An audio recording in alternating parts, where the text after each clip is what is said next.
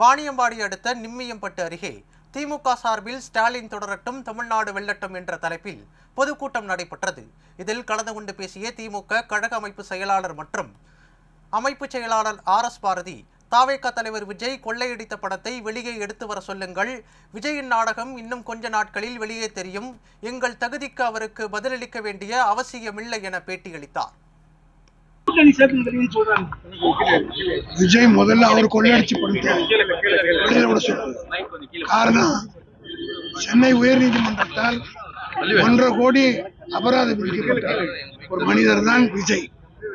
அவர் எங்களெல்லாம் பேசுறதுன்னா எங்க தகுதிக்கு நாங்கள் அவர்களாம் பதில் சொல்ல வேண்டிய அவசியம் இல்லை. காரணம் என்னன்னா, யாரு கொள்ளையடிச்சிருக்காங்க, யாருக்கிட்ட ஒரு பணம் வாங்கி இதெல்லாம் செய்யறாரு, என்ன நாடகம், இதெல்லாம் இன்னும் கொஞ்ச நாள் வெளிச்சத்துக்கு வரப்போ. இவ்வளவு பேசுறாரு, ஏன் மோடியை பத்தி ஒரு வார்த்தை பேச மாட்டேங்க? திமுக இன்னைக்கு ஆட்சிக்கு வர்றதை யாராலும் தடுக்க முடியாது. யார் யார் மூலமோ தாக்கி பேசுறான்னு பாக்கணும். அடிக்க பந்து உந்தோம், அரைக்க சந்தனம் மணக்கும். திமுகவை திட்ட வெற்றிகள் புரியும்.